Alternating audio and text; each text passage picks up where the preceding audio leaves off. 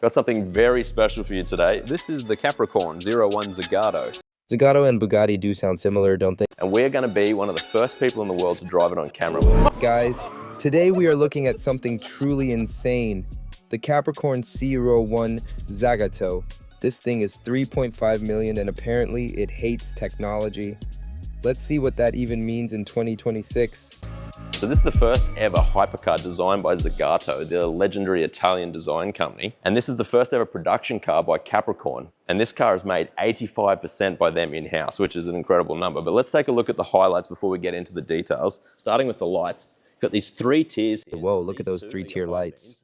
It looks like something out of a sci-fi movie, but with that classic Italian Zagato flair. Low beam, and you've got this running light here, which I think looks incredible. Over here, you've got your badge. Obviously, huge carbon fiber front splitter with these massive intakes. You've got one here that goes in here through to your wheel well and actually comes out here as well.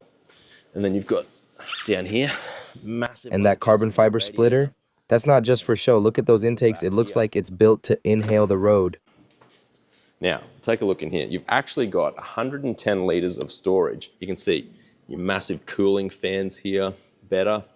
Then you can also see here your Bilston shocks, which is part of the racing DNA of this car. And you can actually see that more in the tyres. We'll close that up and I'll talk a bit about that. Now, Michelin Pilot Sport tyres. These are actually offset wheels. You've got 9.5 inches in the front, 12.5 inches in the back. And that's because this is rear wheel drive. So that's where you want to be putting down all that rubber and getting all the power. Now, coming along here, you've got fixed side mirrors, which are actually attached to the fender.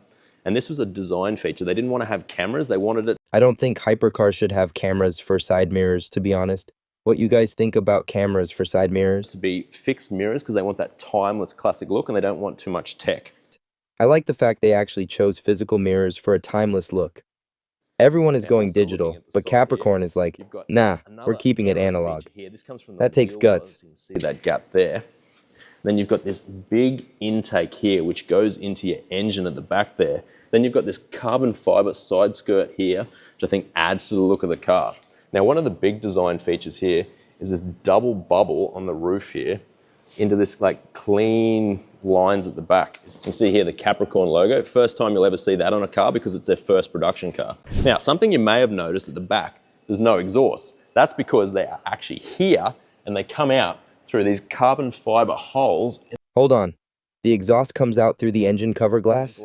I have never seen that before. That is such a flex. This thing is a literal rocket ship. I think that looks amazing, but that's for a reason. It's not functional. It's actually meant to look like the horns of a ram, like the Capricorn, like the brand. Now in here you can see, again, heaps of carbon fiber. This is the carbon fiber chassis. And then you've got, over in here, you can see this gold heat shielding. Now that's directly from Formula One tech. You'll see that in Formula One engines. And then that ties into this massive 5.2 litre supercharged V8 engine. So you've got 900 horsepower, 1,000 Newton meters of torque in a car that weighs under 1,200 kilos. Means you end up getting 0 to 100 in under 3 seconds and a top speed of about 360 k's an hour, which is wild. This thing is seriously fast. 5-speed manual, which is unusual. And you'll see that very shortly in the interior, which in comparison to this engine bay where there's a lot going on, it's kind of stripped back. So let's go have a look at that now. Now, to get on the inside, you have to open these gull wing doors. Have to mention those. I mean, who doesn't love a set of gull wing doors? How good do they look? Now, on the inside, you're going to notice it's very, very stripped back in here, and that's for a reason. They want this to be a car that you drive, and it's all about that. So let's start with the seats. Fixed position seats with a 4-point racing harness. Then you've got 3-spoke steering wheel with only 2 switches, 3 analog gauges, and then you've got your milled switches here. Then here you have your 5-speed gated manual transmission. Look at that gated manual shifter. Which is quite interesting. We'll talk about that later. And then what else do you see? Nothing. There's no infotainment, nothing techie in here. And there is literally no screen in there. No infotainment, no Netflix, just you and the engine, no big screens. Zagato said we want you to race, not play. That is so rare for a modern hypercar. These can be all changed. They can be Connolly leather in about, I think, over 100 different colors, or they can be Alcantara, depends what you want. You can pick and choose how much carbon fiber you have in here.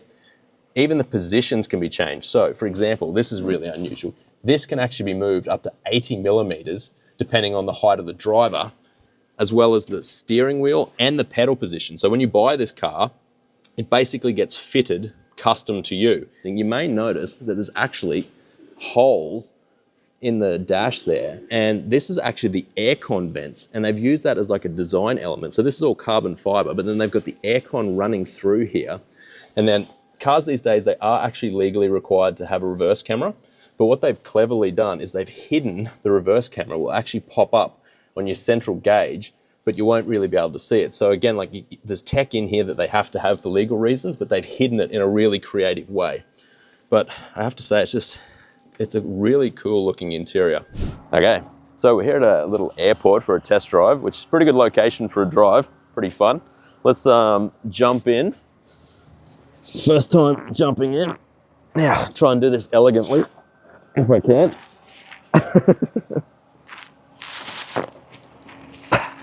How was that? Elegant? It didn't feel very elegant. Wow, this feels amazing.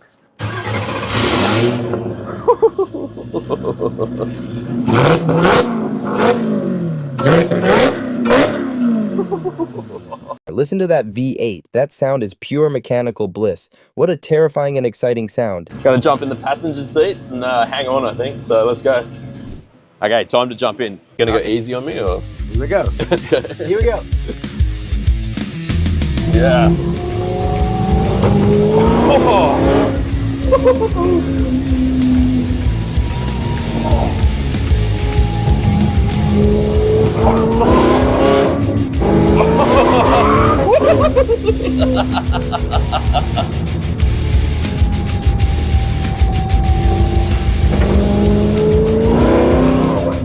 Goodness.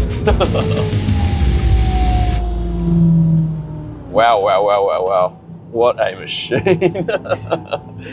How is it to drive? It's great. It's great pleasure. And it's really a man's car. So it's really, you feel what you're doing. So you hear it. Yeah. And you really feel what the car is doing. So you're not decoupled from the road. Yeah. It's really exact. You're notifying what you're doing. That's great. How's the 5-speed manual feel? I like it very much because on nowadays roads car you have all these automatic drives, and this is really you decide when you shift, you hear it when you shift, so the revs go down by reasonable number, so it's really, you feel the torque. You just feel everything when you it's a beautiful driving experience. It is. Wow.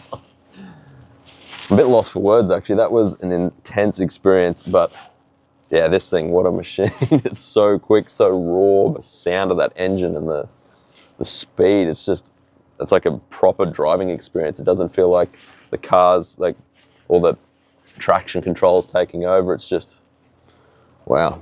I'm gonna need to sit down for a bit, I think. And that's it for today, guys.